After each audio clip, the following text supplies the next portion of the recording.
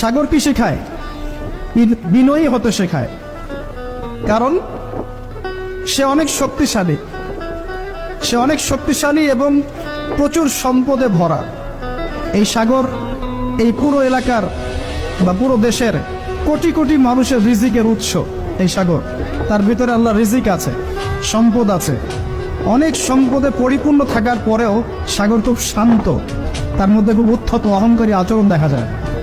ঠিক আল্লাহর জ্ঞানী মানুষরা সমুদ্রের মতো হয়, তাদের ভিতরে অনেক জ্ঞান থাকে, কিন্তু তারপরেও তারা শান্ত থাকে, বিনয়ী থাকে।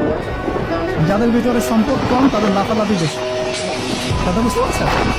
সাগর এত শক্তিশালী হওয়া সত্ত্বেও আপনি তার সামনে গিয়ে দাঁড়ালে সে আপনার পা ধুয়ে দেয়।